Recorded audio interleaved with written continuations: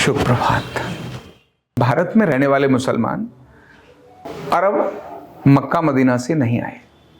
भारत में रहने वाले मुसलमान भारत में ही जो इस्लामी आंधी में जिन्होंने अपना धर्म परिवर्तन कर लिया, वो उसके सामने अड़ और लड़ नहीं पाए। वो लोग जो डर गए, वो लोगों ने इस्लाम स्वीकार कर लिया।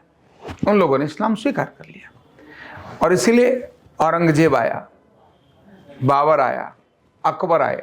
इस सब ने केवल एक ही काम किया, लूटपाट और यहाँ के लोगों को मुस्लिम बनाना। इतना ही काम किया। तो जो आज मुस्लिम है, उस मुस्लिम को भी आवश्यकता है जानने की कि वो मुस्लिम भारतीय पूर्वजों का यानी राम और कृष्ण का वंशज है। आतंकवाद में जाने की तरफ न होकर उसे विकास और उन्नति की तरफ जाना चाहिए। उसे भारतीयता को समझना चाहिए, भारतीयता को समझना चाहिए, भारत के विचार को जानना चाहिए, उसे अपने उन पूर्वजों पर गर्व करना चाहिए, जबकि वास्तविकता में होता अलग प्रकार से। सच में क्या ये इस्लाम है? तो ये इस्लाम तो नहीं होना चाहिए, ये इस्लाम तो नहीं होना चाहिए। क्योंकि अगर कोई धर्म की बात करता है तो इस्लाम कैसा कैसे हो जाएगा? ऐसा नहीं हो सकता। लेकिन कुछ स्वार्थी तत्वों के कारण, कुछ शक्तियों के कारण इस्लाम जो है ना, वो एक आतंकवाद का रूप धारण कर गया। और भारत में तो खासकर, भारत का मतलब जो पूरा भारतीय एरिया है, जिसको भारत जब हम कहते हैं तो उसमें बांग्लादेश, पाकिस्तान है ना, नेपाल, भूटान, यानी जिसको हम वास्तव में भारत विभाजन से पूर्व के भारत की बात कर रहा हूं।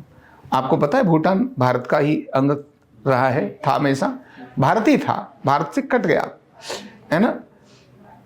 बांग्लादेश, पाकिस्तानी दो के बारे में तो पता है, नेपाल है ना, ये एक ही था सांस्कृतिक। और एक आज भी अफगानिस्तान भी भारत का ही अंग था, जिसको हम उपगण स्थान कहते थे, उपगण स्थान।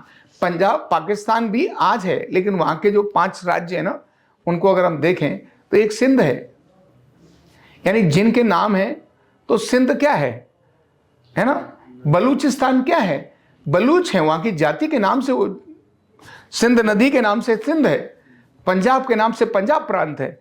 ऐसे उनके अलग अलग जो प्रांत हैं वो अभी वही हैं जो उस समय पर भी नाम थे।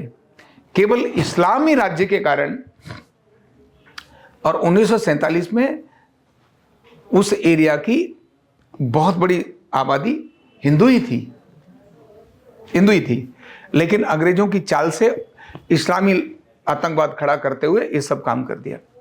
और आज भी भारत के सारे मुसलमान आतंकवादी हैं ऐसा नहीं है, सारे मुसलमान आतंकवादी ऐसा नहीं है। जो उस मानसिकता से प्रेरित हैं वही आतंकवादी है। नहीं तो भारत का तो राष्ट्रपति भी एक मुस्लिम रहा है, और क्या गर्व करता है उसके प्रति, मन में कितना गर्व आता है। कौन? एपीजे अब्दुल कलाम।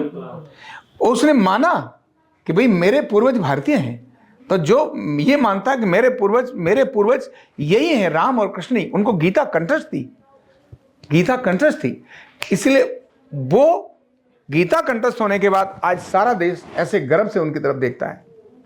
और एक डॉक्टर भी है, जो डॉक्टरों की लाइन नाम था डॉक्टरी पेशा जीवन देना, और वो चुपके से लोगों का जीवन लेने के लिए मृत्यु की फैक्ट्री चला रहे थे फरीदाबाद में भी। इसलिए आज गरीब और बेरोजगार आतंकवादी होगा ऐसा नहीं है, स्मार्ट आतंकवादी है। कैसा आतंकवादी है? एआई आतंकवादी है, आज प्रोफेशनल आतंकवादी है। जेएनयू में कितने सारे लोग, जेएनयू वाले जो आतंकवादी गतिविधियों में पकड़े गए, जब भारतीय संसद पर हमला हुआ था है ना, उसकी रचना करने वाले कौन थे? तो ऐसा नहीं है, ये एक विचारधारा है जो विघटनकारी विचारधारा है। इसलिए सारा मुसलमान ऐसा है, उसको एक लाइन से नहीं नाप सकते। लेकिन क्योंकि आतंकवादी मुस्लिम ही होता है, इसलिए डाउट सब पर आ जाता है। और जो जिन बस्तियों में रहते हैं वहां उनको देखने को पता चलता है, जो जिन बस्तियों में रहते हैं उनको वहां देखने को पता चलता है कि आखिर माहौल कैसा है, आखिर कैसा है। जब जहां आबादी 20-80 की रहती है, 20% मुस्लिम और 80% हिंदू, तो मुस्लिम सुरक्षित महसूस करता है अपने अंदर हर प्रकार का। उसके हर घर के कष्ट में, अगर उसके घर रोटी नहीं है तो पड़ोस वाला भूखा रह जाएगा, उसको रोटी दे देगा। उसके बालक बेटी, उसकी बेटी को अपनी बेटी से ज्यादा श्रद्धा और पवित्रता से देखने वाले लोग होते हैं वहां। खतरनाक, खबरदार जो कोई उसकी तरफ गलत निगाह से भी देख जाए, उसकी माँ को, उसकी पत्नी और उसकी बेटी को नहीं देख सकता। लेकिन जैसे ही वहां 50% होता है, 40% ही होता है, तो वहां की लड़कियां सारी लव जिहाद का कारण बनने लगती हैं। वहां की महिलाओं के साथ भी वही होने लगता है, और 50% होते ही पलायन शुरू हो जाता है, हिंदू वहां से भाग जाता है। वहां के मंदिरों में के आगे मांस के टुकड़े डाल दिए जाते हैं। हमने देखा ना अभी मेरठ से आगे जो अभी जहां इतने सारे धर्म स्थल वहां से निकल रहे हैं, कौन सी जगह, संभल में देखा ना।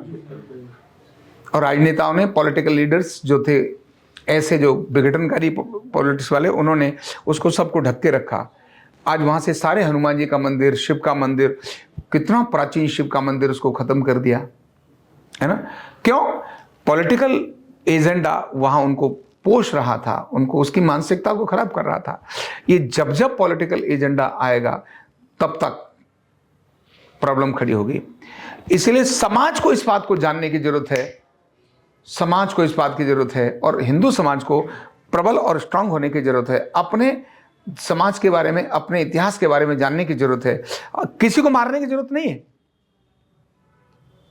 किसी को मारने की जरूरत नहीं है, सिर्फ ऐसे खड़ा होना है, सिर्फ ऐसे खड़ा होना है। जब ऐसे खड़े जाओगे ना तो चोर के पैर नहीं होते, चोर के पैर नहीं होते। जब ऐसे रहोगे, नहीं नहीं कोई बात नहीं, कोई बात नहीं, अभी तो इस पे मार पड़ रही है, मेरे पे थोड़ा ना पड़ रही है, अभी तो वही पिटा है, मैं थोड़ा ना पिटाऊं, है ना, अभी तो इसकी बेटी को लेकर गया, बहन को लेकर गया, मेरी थोड़ा ना लेके गया है, तो थोड़े दिनों में तुम्हारी भी जाएगी। इसीलिए हर स्थान पर सतर्क और सजग होने की आवश्यकता है। चांदनी चौक में सड़क पर जाने वाले लोग कौन से आतंकवाद कर रहे थे क्या, जो मर गए, बाकी सारे जो विस्फोट में हैं, कितने व्यापारी मर गए उसमें? क्या ये सब आतंकवाद का पक्ष विपक्ष कर रहे थे? नहीं, ये वो थे जो कोई जिनका कोई लेना देना नहीं था, लेकिन मर गए ना। क्यों मर गए? मर क्यों गए? क्योंकि वो इस्लामिक आतंकवादियों का एक वो हुआ, क्या, ब्लास्ट कर दिया, करना कुछ और था, कुछ कर दिया। तो वो केवल हिंदू समाज के संगठित और अपने इतिहास को जानने और गर्व करने से सब ठीक हो जाएगा। और दूसरा, सक्रियता से हो जाएगा। किससे हो जाएगा?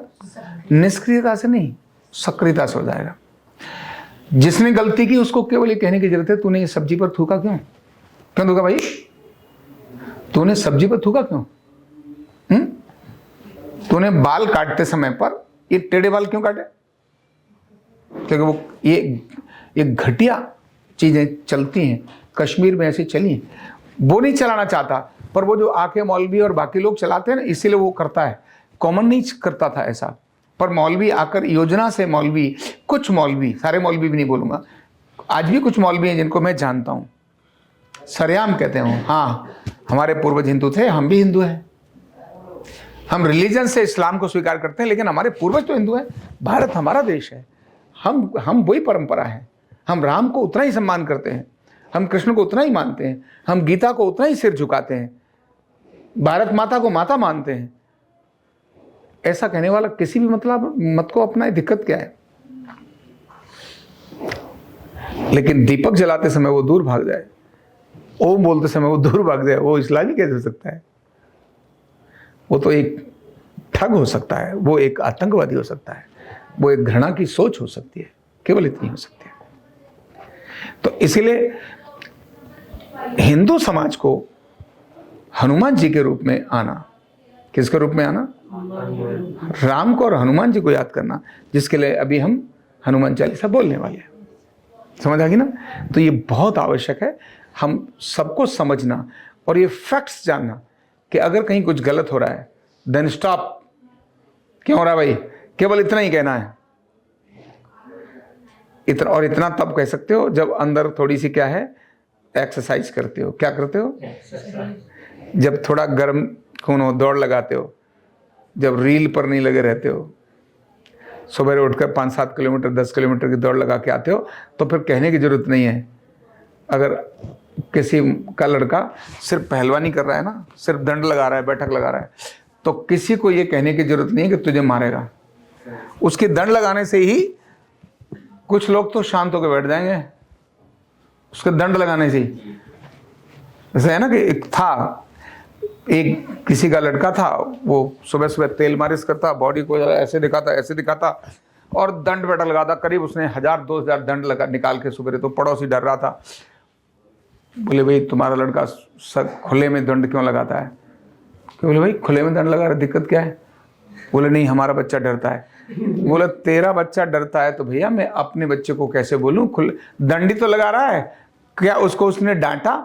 क्या उसकी तरफ गलत तरह से देखा? बोले नहीं। बोले बालक मेरा मुस्कुराता है, गुस्से में रहता है। वो नहीं, आपका बच्चा तो हमेशा मुस्कुराता है। तो थोड़े मेरे मुस्कुराने से ही तू डर रहा है? ये तो आंख भी इसने नहीं निकाली, केवल तेल मालिश कर रहा है, दंड लगा रहा है, इसी से तू डर गया। ध्यान रखना ऐसे ही होता है। तो आज हिंदू समाज को रील से निकलना है। क्या करना है? रील से निकलना है और फिर से बाहर खड़ा होना है। जब बाहर खड़ा हो जाएगा तो दुनिया में एक अकेला देश है, नेपाल तो भारत का अंग है, एक अकेला देश है जो हिंदू देश है। अरब में भी अगर जाएंगे वहां पर भी हिंदवी मुसलमान बोला जाता है। क्या बोला जाता है? हिंदवी मुसलमान, हिंदू मुसलमान। जो मुसलमान हिंदू से बना है वो ऐसी क्राइटेरिया लिखते हैं वहां, ये हिंदवी मुसलमान है, भारत से है। पाकिस्तान वालों को भी हिंदवी बोलते हो, ये हिंदवी मुसलमान है। वो आज भी इनको मुसलमान नहीं मानते वो इनको मुसलमान नहीं मानते, लेकिन इनके अंदर वो जहर जरूर भरते रहते। जैसे आपके घर में किसी बालक को पड़ोसी जहर भरता रहे, वो भर सकते हैं। समझ आ रही ना? तो ये ऐसा होता है। तो अब भारतीय लोगों को अपने ज्ञान और विज्ञान के लिए, नॉलेज के लिए जाना, केवल दो धेले तक नहीं। किस तक नहीं? दो धेले तक नहीं। जब तक दो धेला आपके दिमाग में पहला रहेगा तब तक वो धेला भी आपका कभी नहीं रहेगा, कभी नहीं रहेगा।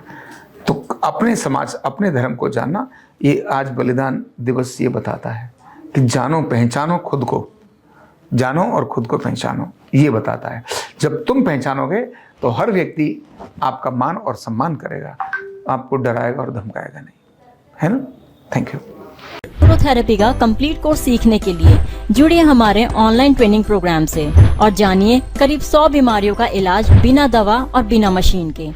इस न्यूरोथेरेपी ऑनलाइन ट्रेनिंग प्रोग्राम से आप घर बैठे बन सकते हैं गवर्नमेंट सर्टिफाइड न्यूरोथेरेपिस्ट।